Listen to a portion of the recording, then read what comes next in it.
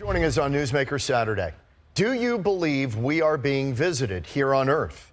According to a Gallup poll, 4 in 10 Americans now think some UFOs that people have spotted have been alien spacecraft visiting Earth from other planets or galaxies.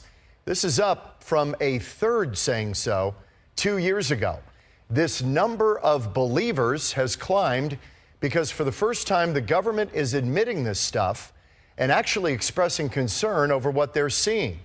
Sightings of crafts that simply can't be explained by our current understanding of physics. Now, this presents 2 problems. Either our adversaries, namely China, have developed superior technology, or this stuff is otherworldly. Either way, the choices are, at the very least, troubling. Let's listen in to what Fox explored recently on this subject. There's a whole fleet of them. Look on the ASA. Military pilots have reported bizarre aircraft popping up around sensitive national security sites, and so have commercial pilots. We just had something go right over the top of us. Intelligence leaders in Congress like Senator Marco Rubio are growing increasingly concerned. We don't know who they are. We don't know what it is. It isn't ours. Well, if there's like NASA Administrator Bill Nelson interviewed some of the military pilots who tracked them and then lost them. They followed it, and then suddenly it would move in a direction faster than anything that they had ever seen. The sightings picked up during the Obama administration. We can't explain how they moved, their trajectory. And then they picked up more through the Trump administration. Movements that are hard to replicate, that we don't have the technology for. And Trump's director of national intelligence suggested it's picked up more than the public's been told. There are a lot more sightings than have been made public. The Pentagon ordered the Navy to investigate, but as government leaders examined emerging classified intelligence, the Biden administration escalated the investigation by forming a new dedicated unit. While we don't know what they know, we do know they've been concerned this could be the work of an adversary like China or Russia. And with the sightings of our national security facilities, it raised concerns this summer that they could be spying on us. Maybe it's a foreign adversary who's made a technological leap. my gosh. Sometimes we wonder whether or not our adversaries have technologies that are a little bit further down the road than we thought or that we realized. There's something there. We just don't know what it is. Do you think it could possibly be Russia or another foreign adversary? That's why we need to find out. Because if there is an adversary with that kind of technology, then we definitely need to be very, very careful.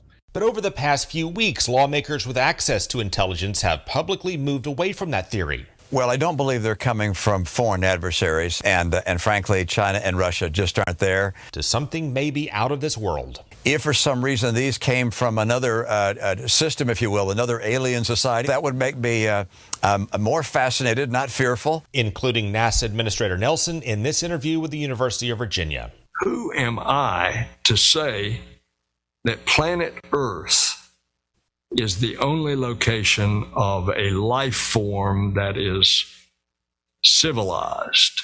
Craig Patrick, Fox News. Do you believe what you just heard? I mean, that is strong language from politicians. Joining me now is Jeremy Corbell, a UFO expert who's been doing a deep dive into this subject for some 20 years. Jeremy, great to see you again. Good to see you again. Okay, we've got guys like Bill Nelson and we've got Obama. We've got all kinds of people now saying, hey, we don't know what this stuff is. If you just step back for a minute and go, wow, that is an unbelievable statement. That's right. You know, people can believe in UFOs, but UFOs are no longer a matter of belief. You have now been told by your representative government a lot of details about how we study UFOs, that our military funded these studies, and that it's an ongoing phenomenon with an increased frequency that represents craft of unknown origin that are far more advanced. These craft, they infiltrate, for lack of a better word, into our restricted airspace. They fly with impunity. And this is a national security issue for some people. And for me, it's a much bigger existential issue. You know, who are operating these craft? Who made them? Where are they from? What is the intent of those who pilot these? You know, the minute you dive into this, people think you're a kook. You start going into this. But more and more, there are so-called credible people saying this is real, We don't know what it is, and we're concerned. Are you concerned about what it is, or are you more taking a position that if they were threatening, they would have already obliterated us? Well, two things about that. One is that the stigma is dissolving. It's fading because of fact, because of science fact. We now have data, radar, visual. We have optics that track these things, radar systems. This is not fiction. It's not fantasy. The entire stigma is now dissolving when it comes to talking about these unknown objects, these machines that fly with impunity in our restricted airspace. I mean, this is a real issue. And now finally people are talking about it.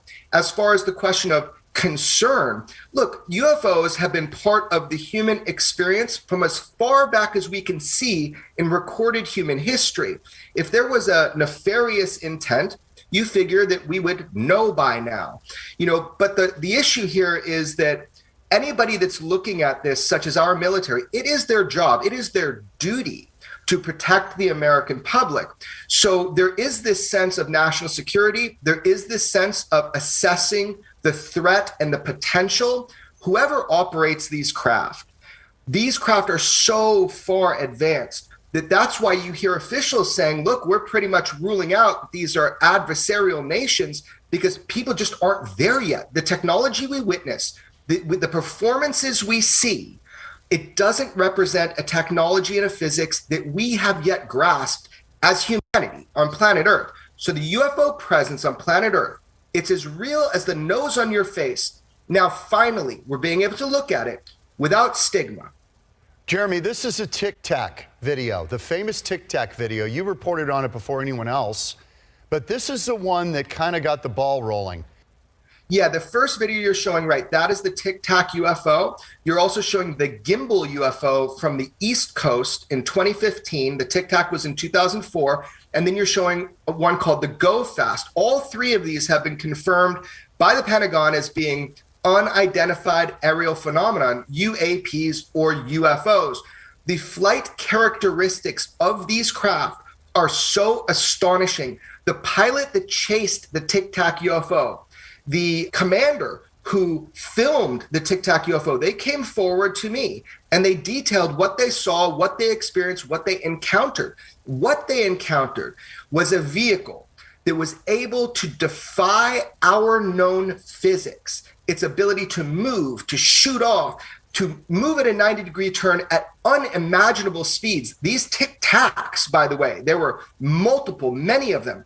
They were descending from above 80,000 feet, which is the height we know because that's the scan volume of the Spy-1 radar, down to sea level in less than a second and a half, like that. God. Wow. No sonic booms. How does this happen? What's the working theory? There's some kind of gravitational thing going on, right? Isn't that the working theory? You nailed it. So there were all these reports that recently came out through FOIA. There were actually 38 of these reports. And 37 of those reports were about things like the propulsion system. It is theorized that these craft propel, for lack of a better word, through manipulating gravity. In fact, amplifying what they call gravity waves. So if this is true, if these craft are literally bending space and time through harnessing the mysterious force that we know as gravity, then we're talking about a technology that's not 100 years, it's not 1,000 years ahead of us. We're talking hundreds of thousands of years ahead of what we have here that we consider flight on Earth. Unbelievable. All right. Now, you've got this OSAP. This is a secretly funded government UFO program. They got $22 million to do a deep dive into this, the Advanced Aerospace Weapon System Applications Program. This is the documents you're talking of. What are we learning from that? We're taking this deadly seriously, right? Correct. So what we learned there was that our government, we funded, taxpayer money funded for $22 million. It was misreported by the New York Times, but let's clarify it now. That program was called OSAP, as you said, Advanced Aerospace Weapon System Applications Program. That program generated over 200 papers. They had over 50 employees. It's the largest UFO study in history that we know of by our government. They also built the largest database of sightings and encounters to help move this information forward. We're seeing a very small part of that. They're called DIRDs, Defense Intelligence Reference Documents. These are an unclassified aspect of these larger classified studies. In these reports, one of them has made a lot of headlines, made a lot of news, because it deals with the biological impacts of close encounters with UFOs. However, there were 37 more that talk about gravity propulsion, talk about aerospace, the future of our technology as we exploit and try to reverse engineer these materials and machinery that it appears we have recovered. So these documents give us a window. Wait a minute. We've recovered some stuff that we are looking at, like materials, metals from these craft? That is 100% confirmed, and that is also admitted to, that we have alloys associated with the UFO phenomenon. I happen to know, and more will be revealed about that we have much more than just materials. We're talking machinery, if not whole craft. So look, if this is true, and you don't need to take my word for it, just talk to your government, ask questions to your government. We are exploiting and reverse engineering, at minimum, alloys and materials associated with UFOs, but also machinery, which has been admitted. So there are programs that are there now that are not yet public, but the one that is public, they also talk about that. Jeremy, is there any chance that this is some kind of deep fake, that we are way ahead? I'm talking about the United States, way ahead of everybody, and this is a great misdirection, saying this is otherworldly, but it's actually our stuff? I wish that were true, John. My heart sunk the day that I absolutely confirmed that is not the case. There is a protocol for black projects. We don't typically use our black project technologies against our own military. In 2019, on the West Coast, there were swarms of UFOs that were around 10 of our warships. We were not using our own technology. This was from somewhere else. This was admitted by the top of the Navy. It was admitted at every part of the hierarchy of government that we don't know whose these were, and now we can pretty much rule out that it was China or Russia or another technologically advanced nation. So no, these are not ours. There are protocols for when pilots engage a black project of ours. They are debriefed and they are told not to talk about it. They have to sign NDAs. None of that happened, for example, in the case of the Tic Tac UFOs or the case of the 2019 swarms over 10 of our Navy warships. John, this is not ours, and that is haunting. Our goal is to try to get a technological advantage. That's part of the reason why there's secrecy about UFOs. Obviously, our government is studying this stuff in depth and scientifically. But we've got to believe China and other nations are as well, because this isn't only happening in the U.S. This stuff is happening all over the world, right? China has admitted not only are they studying UFOs, but in a public announcement, they said that they're using artificial intelligence to help sort those encounters. So they are, if not as we are, as interested, but they might be even further along. And that is one of the fears of the United States, that Russia or China is further along in the studying of these materials. Oh, my goodness. So we're in another arms race here. It is. It's a secret arms race because of the sensitivity to it. It was said back in the 50s that the UFO phenomenon is classified higher than the nuclear weapons programs within the United States. This is something that has been always held close through special access programs, through special access protection, because of the sensitivity. These technologies are not just about energy and transportation. These technologies can be weaponized. Jeremy, one more thing before we let you go. The people who have come into contact with this stuff, you talked about that they are experiencing injuries from encounters with these anomalous vehicles. what are we talking about? What kinds of injuries are people or discomfort are they experiencing? Right. So these are highly documented by the OSAP program. There are all sorts of radiation damage on a cellular and DNA level to people. We're talking radiation burns, but there's more exotic types of harmful effects people have experienced from being in close proximity, as they say, to a UAP or to a UFO. So OSAP studied specifically, like boots on the ground studied 42 cases where they documented that humans suffered injuries from these alleged encounters with anomalous vehicles. So I will say, though, that this does not look like an overt hostility. Much more likely, there's some sort of interaction that is going on with the propulsion systems themselves. This does not seem like an act of war. It does not seem like a directed harmful experience in most of the cases. However, there are some that do convey that. So I think it's an interaction with the propulsion system. That's what our government also thinks. We now know UFOs are real. The big question is, who operates them? How do they work? Where do they come from? And what's the intent? And I'm as eager as you to find out. It's exciting and uncharted territory. It's the greatest mystery we could ever report on. It's fascinating stuff. We're back in the second half of the program with Jeremy Corbell, UFO expert on Newsmaker Saturday. Back on Newsmaker Saturday, it is probably the greatest mystery out there. Are we alone? Have we been visited? It sounds like crazy talk, but it's not crazy anymore for the U.S. government. They're taking it deathly seriously because craft have been identified, videotaped, tracked by our military that no one can explain with the current knowledge of physics. UFO expert Jeremy Corbell joins us again for the second half of the program. Jeremy, we talked in the first part about how the government has recovered. You believe, you've seen documents, that we have recovered materials of these vehicles that have crashed? Yeah, so this is actually well documented. You don't have to take my word on it. This was actually in the congressional language when they were trying to get our intelligence agencies to fess up about what they've been studying. They said, if we've been exploiting or reverse engineering, we want to know about it.